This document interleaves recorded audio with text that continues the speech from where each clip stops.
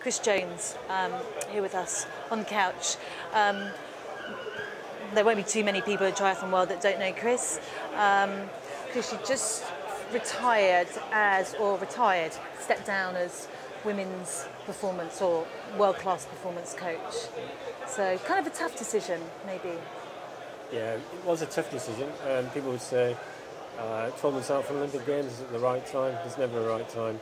But, you know, people have asked me walking around here today, you know, why did you make the decision? And it's just a balance. It's a balance only of like, I've done 8 years, I've enjoyed it. I think I've given all I can give to the sport. And I was recognising that I wasn't possibly enjoying it as much as what I used to do. And the sport's changing, and also the governance of the sport's changing as well. And the governance of the sport in the UK is changing as a whole. So UK sport, the fund holds are much more involved with governing bodies. And I'd now come into the position of where I was probably more involved in that sort of discussion role. Which is part of the role. But the problem is perception of inside the sport. People see you as that same person that you've been for the past 8-9 years. And I felt a little bit compromised. And so I just thought it was time to, I'm not going to be effective here. I'm not going to do the job that I really need to do. And I just thought it was time to get out. Is there anyone who's sort of stepped in and taken over? No, there's an interim period where they're going to use Mark Pierce, head of sports science, who's just going to act as a sort of lead on the women's side of things. Heather's going to manage it as well, the performance director. And that's where it will stay until Beijing.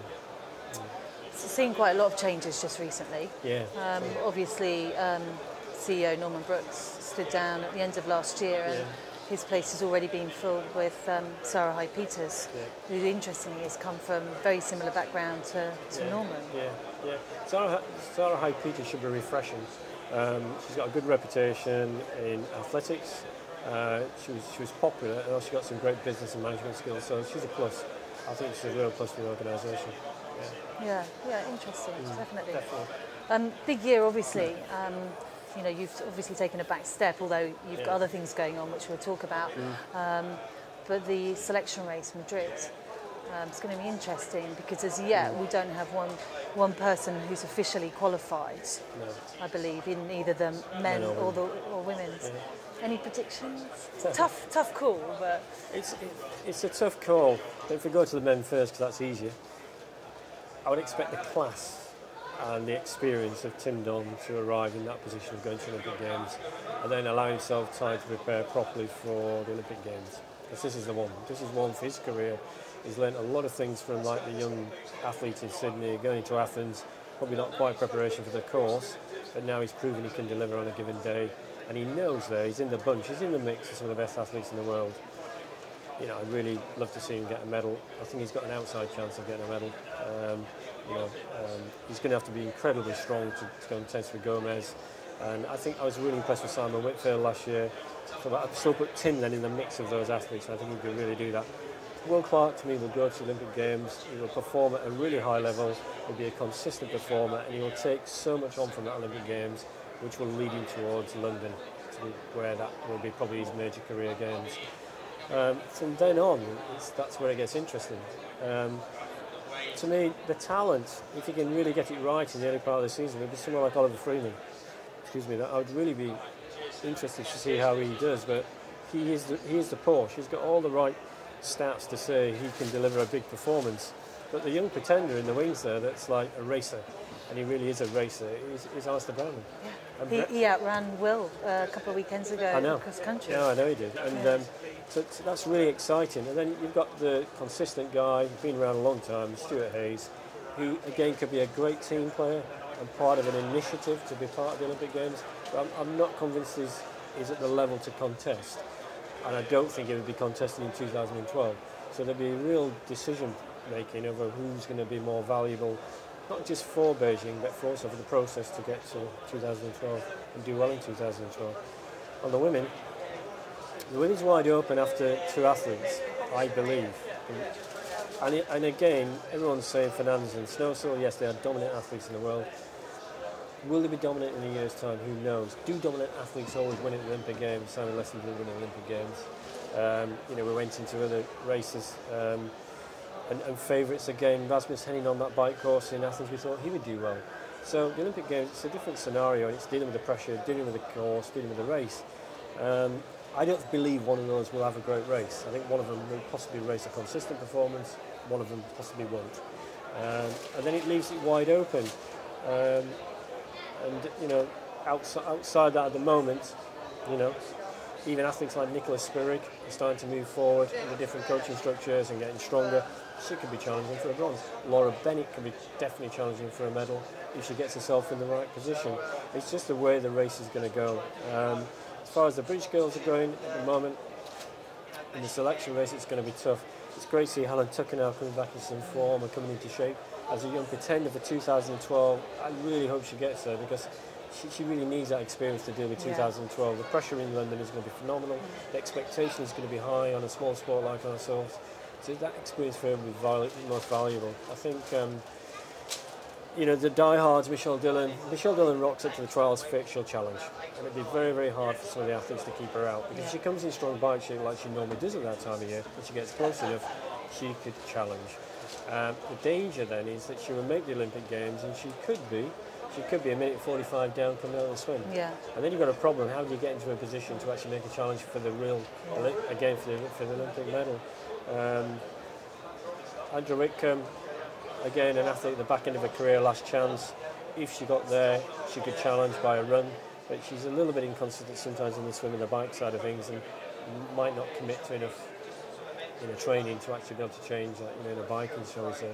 But, you know, she is the athlete that's been probably the most consistent athlete at championships. So, you know, if she did get there, again, she's an outside chance of possibly pulling into that area. Jodie Swallow? That's a good one.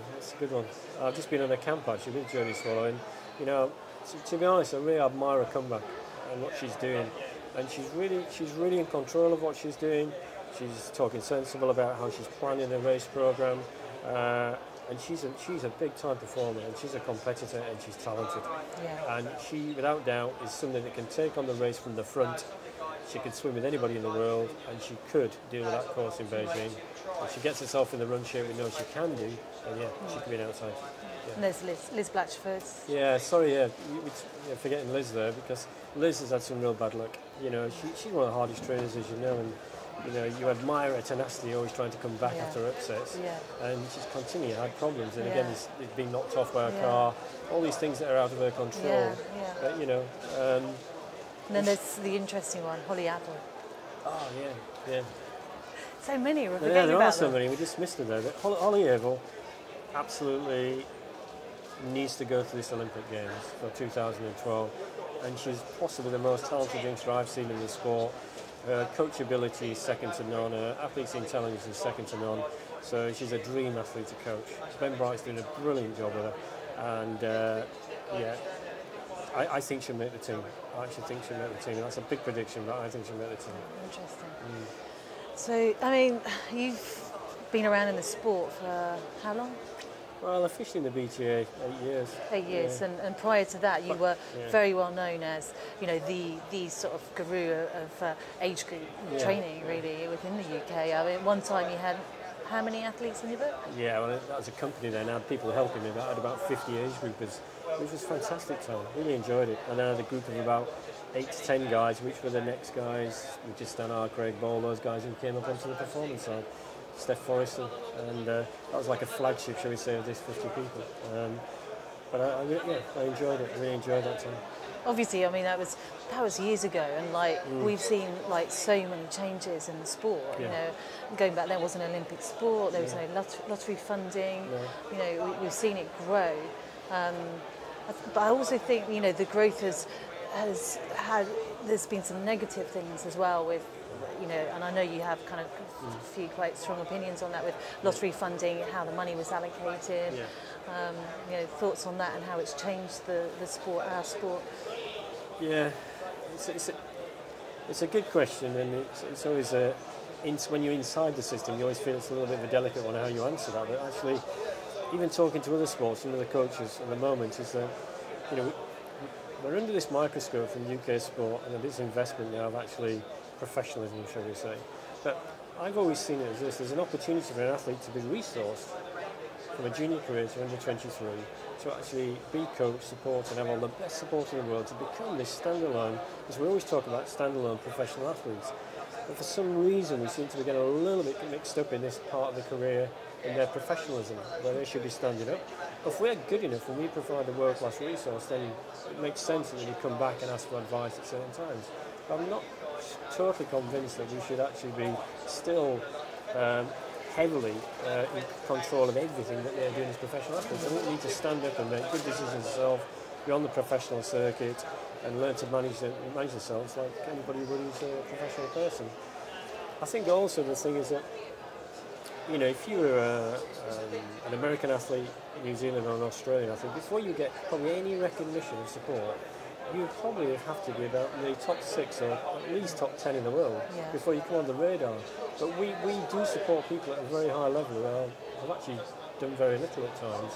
And I think it creates a comfort, and there's a comfort zone being created. And I think it creates a comfort zone also with the coaches. And as I've said many times to other coaches, is, you know, we don't expect the athletes to be comfortable, so why should we be comfortable? It shouldn't be comfortable. It's always moving, it's always evolving. It's always about the next step and the next challenge. And words that I've used in recent interviews like desire and hunger and commitment and sacrifice, they're nothing to do with money, they're nothing to do with lottery, they're to do with an attitude. Yeah. And that attitude is what, like yourself, when you operated on the European Cup circuit, you went out there off your own back, you created your own income, your own sponsorship, your own awareness, and you produced results because you wanted to do that. And lots of athletes at that time had to do that, so did Leslie and so on. I'm not saying we should completely go back to that, but what we should do is never take away, you know, the real want, the real why you want to do this. Because at the highest level of sport, that's what's going to get you there. Not just the fact that you get a grant from UK Sport to train. You know. So it's, kind of, I guess the general feel could be that it hasn't, you know, it should be very positive. You know, the input of money and structure and resources should be very positive, but it hasn't always had a positive effect, I don't think, on our sport. Yeah, I think the difficult areas, if you look at like the junior development like we talk about in the under 23, it's easy to manage expectation at that point of an athlete's career.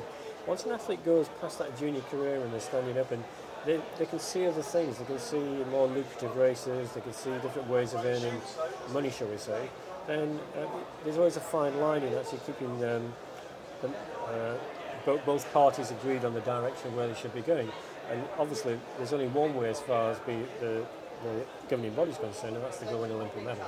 UK sport, the Olympic medal. But the athletes get a little bit caught up in that, and there's lots of other things at times, just like professional cycling and sailing then come back into the programme with a period of time prior to the Olympic Games. I'm not saying which is right and which is wrong, and I think there's a learning curve to be taken on board here from triathlon. They need to look at actually how are they going to manage this and how they're going to support athletes. And just because you don't necessarily do all the World Cups doesn't mean that you should be penalised. You are still a world-class athlete and still part of the GB programme. I just think at times the balance is out of sync. Yeah. 2008, what plans have you got? 2008?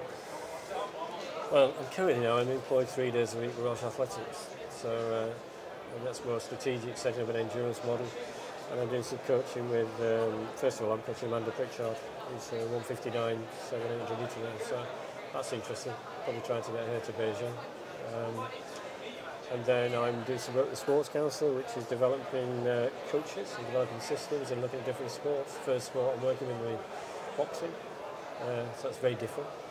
And then I've also got a contract with Ireland, so initially it's a 2-year contract to actually, again, strategically to try and put a triathlon model together for them in Ireland. So that's myself now as a consultancy company and offering that sort of support to different sports. TTC. Yeah, I formed an arrangement with Simon, and I won't really be taking on too many online sort of coaching athletes. That's not really what sort of drew me to Simon. I've known Simon a long, long time.